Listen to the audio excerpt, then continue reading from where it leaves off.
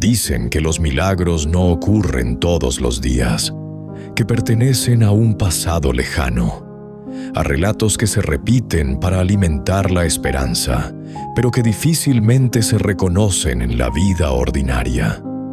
Sin embargo, hubo un tiempo en el que lo extraordinario no se manifestaba en grandes gestas ni en hechos ruidosos, sino en la fidelidad silenciosa de quienes aprendían a vivir cada jornada como un acto de confianza.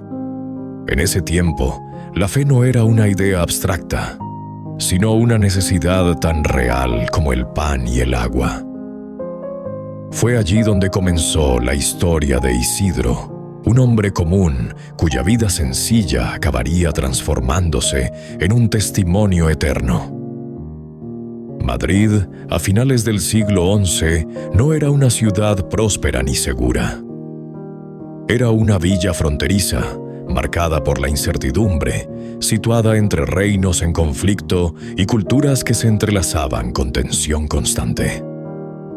Sus murallas de adobe, desgastadas por el viento y la lluvia, apenas ofrecían protección frente a la amenaza de invasiones, enfermedades o hambrunas. Las calles estrechas, sin pavimentar, se llenaban de polvo en verano y de barro en invierno. Allí cada amanecer traía consigo una pregunta silenciosa. ¿Habrá suficiente hoy? La vida del pueblo giraba en torno a la tierra. De ella dependía todo. Si el cielo se cerraba y la lluvia no llegaba, el hambre no tardaba en aparecer. Si la cosecha fallaba, las familias se enfrentaban a meses de escasez. Por eso, el trabajo del campo no era solo un oficio. Era una lucha diaria por la supervivencia. En ese contexto, la fe ocupaba un lugar central. No como un lujo espiritual, sino como un ancla.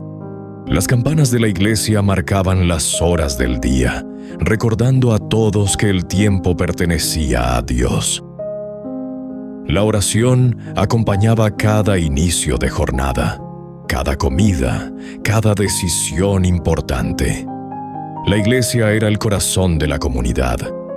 Allí se celebraban las fiestas, se compartían las penas y se buscaba consuelo. La religión no se vivía de manera intelectual, sino profundamente práctica. Dios era invocado para proteger las cosechas, para sanar a los enfermos, para dar fuerzas a los cansados. La fe no eliminaba el sufrimiento, pero ofrecía sentido. En medio de esa realidad dura y frágil, nacían hombres y mujeres que no aspiraban a la grandeza, sino a la fidelidad. Personas anónimas, invisibles para la historia oficial, pero fundamentales para sostener la vida del pueblo. Fue en ese escenario, entre el polvo de los caminos, el esfuerzo diario y la oración constante, donde comenzó a formarse el carácter de Isidro. Sin saberlo, la tierra que lo vio crecer también estaba preparando el terreno para una historia que atravesaría los siglos. Isidro nació en una familia marcada por la pobreza, pero también por una riqueza invisible que no se podía medir en bienes ni en tierras. Desde sus primeros años, aprendió que la vida no ofrecía garantías y que cada día debía recibirse como un don. La casa en la que creció era pequeña y austera. En invierno, el frío se colaba por las rendijas de las paredes de adobe. En verano, el calor se acumulaba bajo el techo de paja. Aún así, aquel hogar estaba lleno de algo que muchos palacios no conocían: paz. Su padre era un hombre de pocas palabras. No enseñaba con largos discursos, sino con el ejemplo. Cada amanecer tomaba sus herramientas y se dirigía al campo con paso firme, sabiendo que el trabajo no podía esperar. Isidro lo observaba en silencio, aprendiendo que la constancia es una forma de sabiduría. De él heredó la paciencia, la resistencia y el respeto profundo por la tierra. No la veía como algo que se domina, sino como algo que se cuida. Su madre, Isabel, fue la primera gran maestra de su vida interior. mujer de fe sencilla pero profunda, enseñó a Isidro a rezar antes incluso de que aprendiera a leer. Sus oraciones no eran complicadas. Hablaba con Dios como quien habla con un amigo cercano, confiando en que incluso en la escasez había un propósito. Fue ella quien sembró en el corazón de su hijo la certeza de que Dios estaba presente en lo cotidiano, en lo pequeño, en lo que casi nadie veía. Desde niño, Isidro mostró una sensibilidad distinta. Mientras otros se impacientaban ante el trabajo o se quejaban de la dureza de la vida, él parecía observarlo todo con asombro. Se detenía a mirar cómo una semilla desaparecía bajo la tierra, y días después emergía transformada. Preguntaba por qué las estaciones cambiaban, por qué algunas cosechas prosperaban y otras no. No buscaba respuestas rápidas, sino comprender el misterio. Cuando comenzó a acompañar a su padre al campo, Isidro descubrió algo que marcaría su destino: el silencio. En medio de los amplios terrenos, lejos del ruido del pueblo, aprendió a escuchar. El viento entre las hojas, el crujir del suelo bajo los pasos, el sonido constante del arado rompiendo la tierra. En ese silencio su fe creció. No necesitaba palabras para sentir la presencia de Dios. La percibía en el orden de la naturaleza, en el esfuerzo recompensado, incluso en el cansancio. A diferencia de otros jóvenes, Isidro no soñaba con abandonar el campo ni con buscar fortuna en otros lugares. Sentía que su lugar estaba allí, donde podía unir el trabajo de sus manos con la oración de su corazón. Poco a poco fue comprendiendo que no todos están llamados a cambiar el mundo con grandes gestas, pero sí a transformarlo desde dentro, siendo fieles en lo que les ha sido confiado. Así, sin darse cuenta, Isidro fue formando un carácter sólido, humilde y profundamente espiritual. No sabía que un día su nombre sería recordado durante siglos. Solo sabía que cada jornada tenía sentido si se vivía con honestidad, esfuerzo y fe. En ese aprendizaje silencioso, entre surcos y amaneceres, comenzó a germinar una vida que daría frutos mucho más allá de lo visible. Con el paso de los años, el trabajo del campo dejó de ser para Isidro una obligación heredada y se convirtió en una vocación asumida con plena conciencia.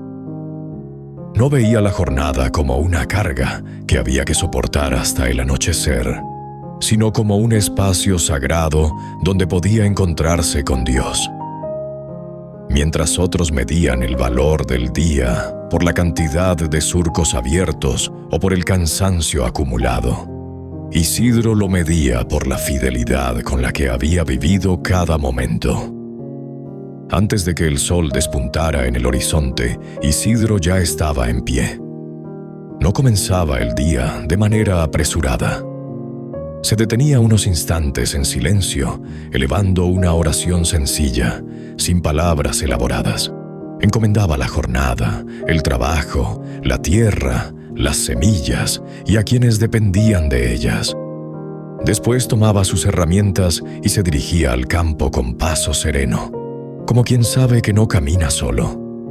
Mientras araba, su mente no vagaba sin rumbo. Cada movimiento repetido, cada esfuerzo físico, era acompañado por una intención interior. El ritmo constante del arado le marcaba un tiempo que no necesitaba reloj. En ese ritmo, Isidro encontraba paz. El cansancio no lo alejaba de Dios, al contrario, lo acercaba. Comprendía que el trabajo, cuando se ofrece con humildad, puede convertirse en oración silenciosa. Muchos no entendían esa actitud. Algunos compañeros lo observaban con curiosidad, otros con cierta burla. ¿Cómo podía alguien rezar mientras trabajaba? ¿Cómo podía perder tiempo en silencio cuando la tierra exigía rapidez? Isidro no respondía. No necesitaba defenderse. Su fe no buscaba ser comprendida. solo vivida. Con el tiempo, quienes trabajaban a su lado comenzaron a notar algo distinto. Isidro no se quejaba, incluso en los días más duros. Cuando la tierra se resistía o el clima se volvía implacable, mantenía la calma. No levantaba la voz ni maldecía la jornada. Su manera de trabajar transmitía una serenidad contagiosa. Algunos, sin saber por qué, empezaron a imitarlo. Otros se acercaban a él en silencio, buscando consejo, consuelo o simplemente compañía. Isidro comprendía algo que muchos olvidaban, que la tierra no responde solo a la fuerza, sino también al respeto. La cuidaba con atención, sin exigirle más de lo que podía dar. Sabía esperar, sabía aceptar los tiempos, y cuando la cosecha era escasa, no perdía la fe. Agradecía lo poco como si fuera mucho, convencido de que nada se pierde cuando se vive en manos de Dios. Esa espiritualidad sencilla fue moldeando su carácter. Isidro no separaba la vida espiritual de la vida práctica. No había un momento para Dios y otro para el trabajo. Todo estaba unido. La oración no terminaba al levantarse del suelo. Continuaba en cada paso, en cada esfuerzo, en cada decisión. Sin darse cuenta, Isidro estaba dando testimonio de una verdad profunda, que la santidad no se alcanza huyendo del mundo, sino habitándolo con amor. Que el campo, el sudor y la rutina diaria pueden ser lugares de encuentro con lo divino. En esa fidelidad silenciosa, en esa entrega constante, Isidro estaba preparando el terreno para los acontecimientos que marcarían su vida y la de todos los que lo rodeaban. En el mismo tejido sencillo del pueblo, donde Isidro aprendía a unir trabajo y oración, vivía María. Su vida transcurría con una discreción semejante a la de él, casi invisible para quienes solo miraban lo evidente. No provenía de una familia acomodada ni aspiraba a destacar. Vivía con su madre viuda en una casa pequeña, cercana al mercado, donde el olor del pan recién hecho se mezclaba con el de las hierbas que recogía para aliviar a los enfermos. Desde joven, María había aprendido que servir era una forma de amar y que amar era la manera más sincera de honrar a Dios. El encuentro entre Isidro y María no fue espectacular ni repentino.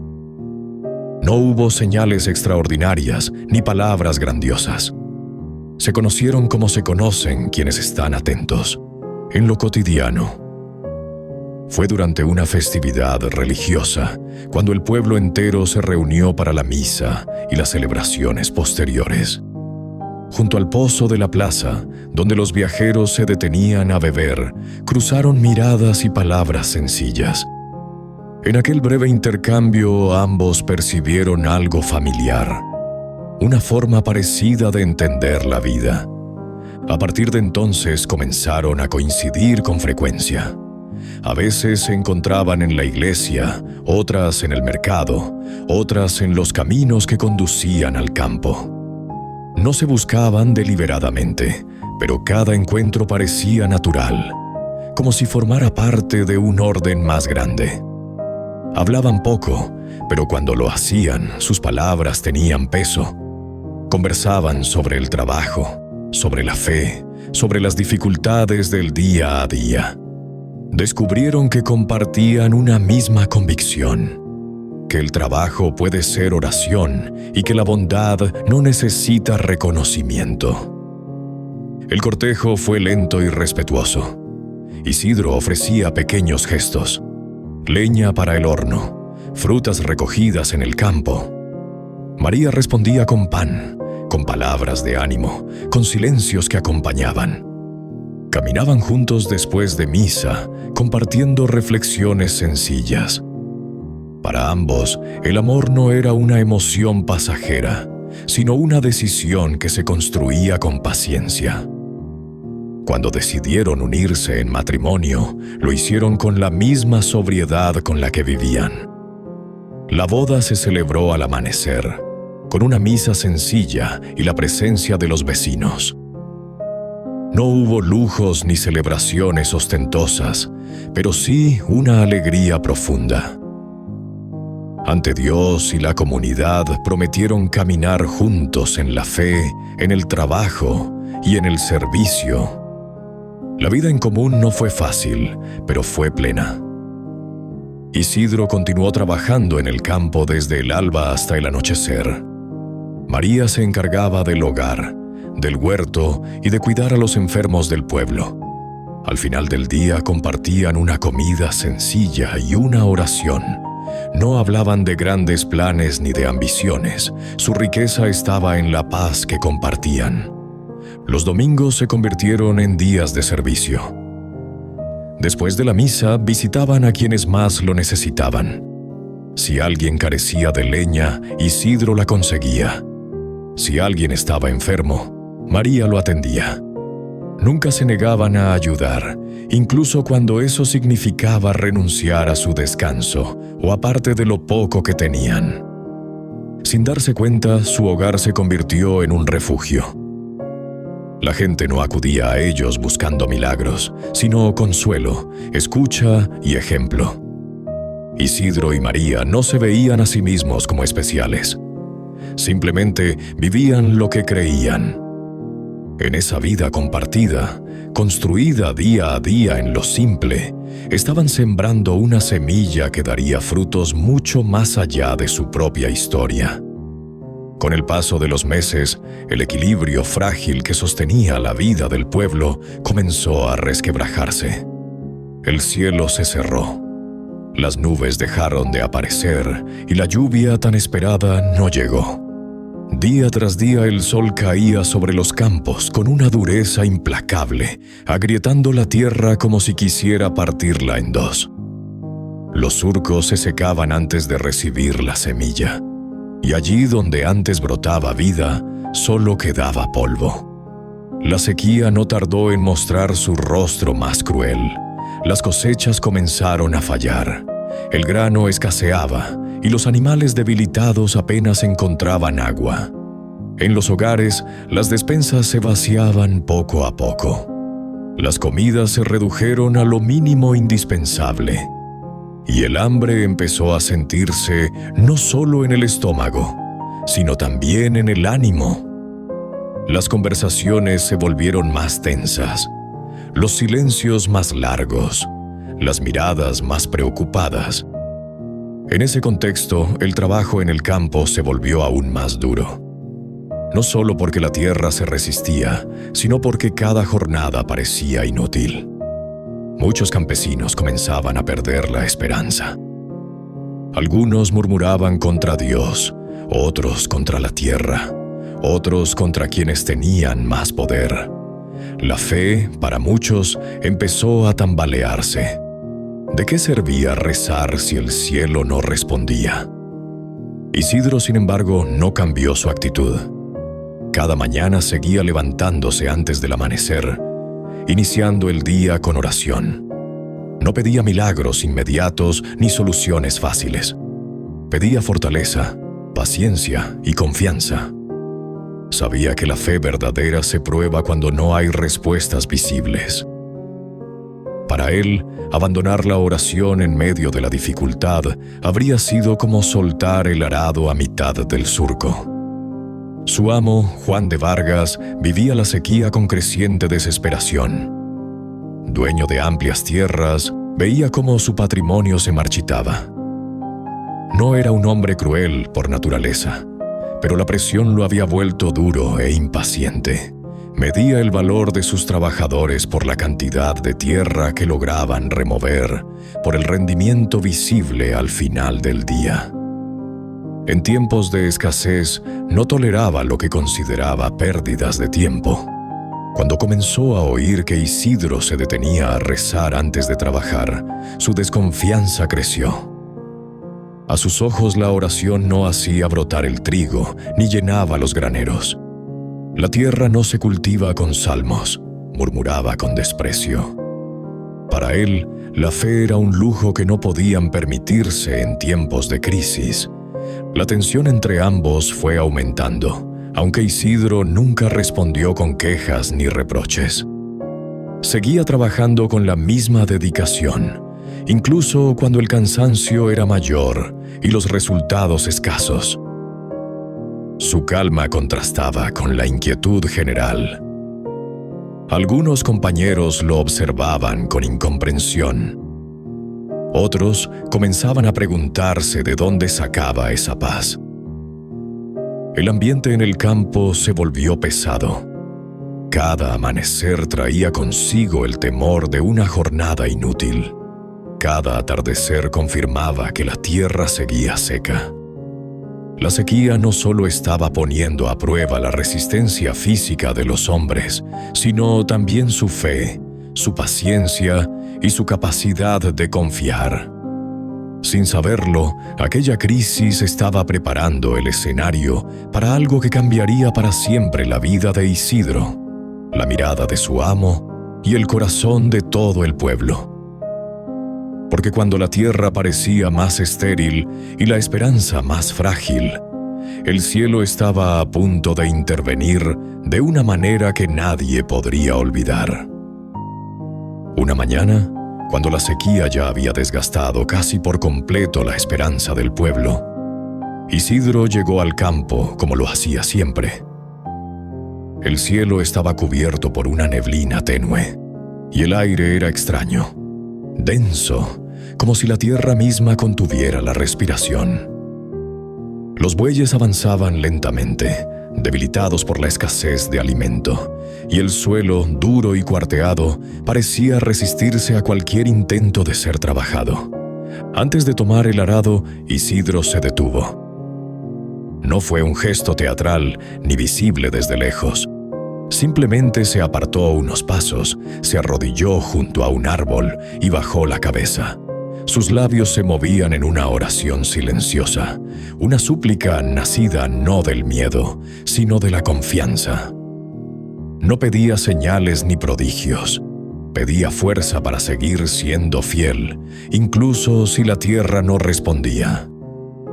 A cierta distancia, oculto entre unos arbustos, Juan de Vargas observaba. Había decidido vigilarlo por sí mismo. Quería comprobar con sus propios ojos si aquel hombre realmente perdía tiempo rezando mientras la tierra se moría. Su mirada estaba cargada de escepticismo y fastidio. Para él, aquel acto era una provocación en tiempos de hambre. Pero entonces ocurrió algo que jamás habría podido imaginar. Mientras Isidro permanecía de rodillas, una luz suave comenzó a descender sobre el campo.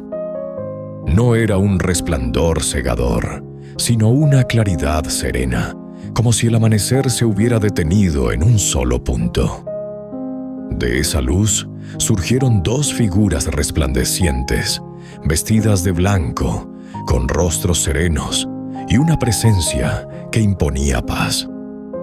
No caminaban, parecían deslizarse sobre la tierra. Juan de Vargas sintió que el corazón se le detenía. Intentó moverse, pero el asombro lo dejó paralizado. Las figuras tomaron el arado. Sus movimientos eran firmes y armoniosos, como si conocieran la tierra desde siempre. Los bueyes, lejos de asustarse, obedecieron con docilidad. Comenzaron a avanzar, guiados por manos que no eran humanas. Cada surco que se abría parecía distinto, más profundo, más vivo. Durante un instante, la tierra oscura brillaba suavemente, como si recibiera una bendición invisible. Un silencio reverente cubrió el campo. Incluso el viento pareció detenerse. Juan de Vargas sintió cómo un nudo se formaba en su garganta.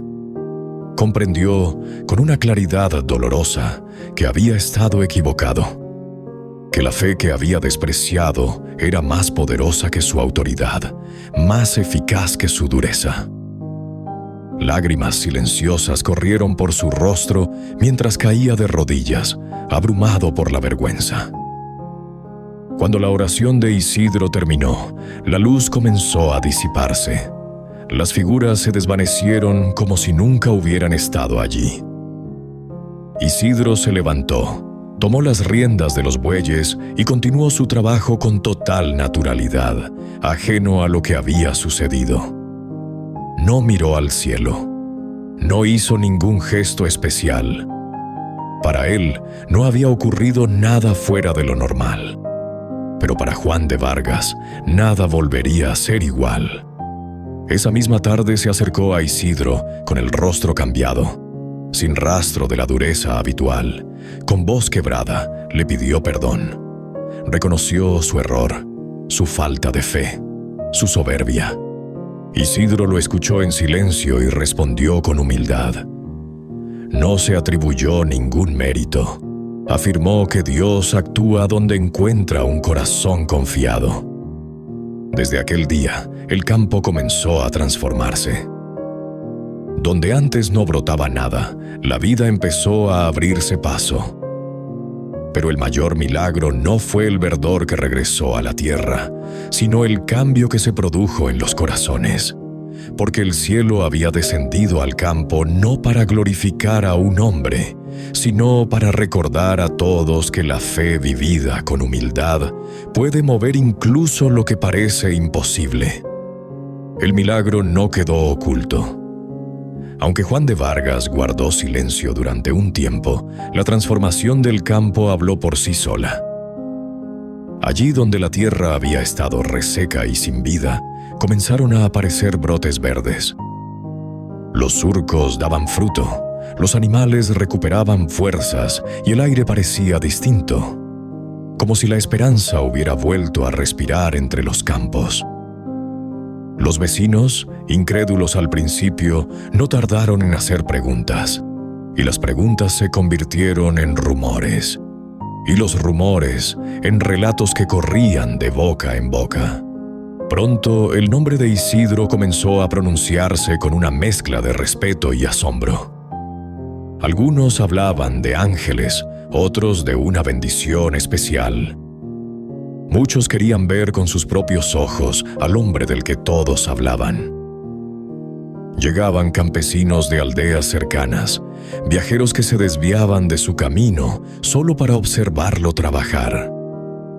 Algunos buscaban respuestas, otros consuelo, otros simplemente confirmación de que algo extraordinario podía suceder en medio de la miseria cotidiana.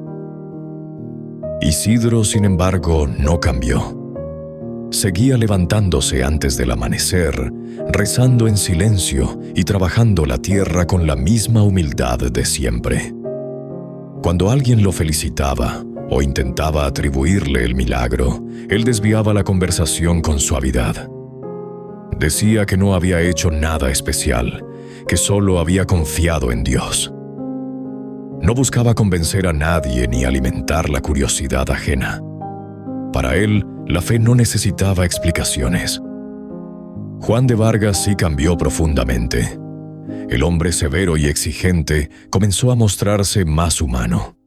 Redujo las jornadas más duras, compartió alimentos con quienes más lo necesitaban y comenzó a escuchar a sus trabajadores. A menudo se le veía pensativo, mirando al cielo o recorriendo los campos con una expresión distinta, como si intentara comprender aquello que había despreciado durante tanto tiempo. El milagro había arado su corazón con más profundidad que la tierra. En el pueblo algo empezó a transformarse. Las oraciones dejaron de ser simples costumbres y comenzaron a brotar desde el interior. Quienes antes rezaban por rutina, ahora lo hacían con esperanza. La solidaridad creció. Quien tenía un poco más compartía. Quien tenía fuerzas ayudaba al vecino. El ejemplo de Isidro había sembrado una semilla silenciosa que comenzaba a multiplicarse. A pesar de la atención creciente, Isidro y María siguieron viviendo con la misma sencillez. Rechazaron ofrecimientos de tierras y privilegios. No necesitaban más de lo que ya tenían. Su hogar continuó siendo un lugar de acogida, no de prestigio. Allí se compartía pan, escucha y oración, nunca orgullo. Para Isidro, la fama era una prueba más exigente que la sequía. Sabía que el reconocimiento podía desviar el corazón con mayor facilidad que la pobreza. Por eso se aferraba aún más al silencio, al trabajo y a la oración. Comprendía que el verdadero milagro no había sido la intervención visible del cielo, sino la fidelidad cotidiana que lo había hecho posible. Así, mientras el pueblo hablaba de prodigios, Isidro seguía sembrando humildad. Y en esa discreción constante, su vida continuaba dando frutos que nadie podía arrancar. El tiempo pasó, y la vida de Isidro y María siguió avanzando entre jornadas de trabajo, servicio silencioso y oración constante. La fama del milagro del campo no alteró su rutina ni su manera de vivir. Sin embargo, la prueba más dura aún estaba por llegar, y no tendría que ver con la tierra ni con las cosechas, sino con aquello que ambos amaban por encima de todo. El nacimiento de su hijo fue recibido como un regalo inmenso. Para Isidro y María, aquel niño era una señal de la bondad de Dios, una nueva vida confiada a sus manos sencillas. Lo criaron en el mismo espíritu con el que habían vivido siempre: humildad, gratitud y fe. El hogar, aunque pobre, estaba lleno de ternura. Las oraciones acompañaban cada amanecer y cada anochecer, y el niño creció escuchando salmos, viendo a su padre trabajar la tierra y a su madre servir a los demás. Una mañana, mientras María realizaba las tareas del hogar e Isidro trabajaba no muy lejos, el niño jugaba cerca del pozo del patio. Era un pozo profundo, antiguo, construido para asegurar el agua en tiempos difíciles. La curiosidad propia de la infancia lo llevó a acercarse demasiado. En un instante, un descuido fue suficiente. El pequeño perdió el equilibrio y cayó al fondo. El grito de María rompió el aire como un lamento desgarrador. Corrió hacia el pozo con el corazón detenido, llamando a su hijo una y otra vez. Al asomarse, solo vio oscuridad. El silencio que respondió a su voz fue más aterrador que cualquier palabra. El agua estaba demasiado profunda. La desesperación amenazó con apoderarse de ella. Isidro llegó corriendo al escuchar el grito. Comprendió la situación en un instante. Por un momento el dolor golpeó con fuerza, pero no permitió que el miedo lo dominara. Tomó la mano de María y juntos se arrodillaron junto al pozo. No gritaron, no corrieron en busca de ayuda. En aquel instante hicieron lo único que sabían hacer: confiar. Sus oraciones no fueron largas ni elaboradas, fueron súplicas nacidas del corazón, pronunciadas entre lágrimas y silencio. María pedía con la desesperación de una madre. Isidro con la serenidad de quien ha aprendido a confiar incluso en la oscuridad. El tiempo parecía detenido. El pueblo, alertado por los gritos iniciales, comenzó a reunirse alrededor, observando con angustia.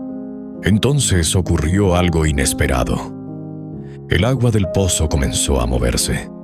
Al principio fue un leve murmullo, casi imperceptible. Luego una corriente suave empezó a elevar el nivel del agua.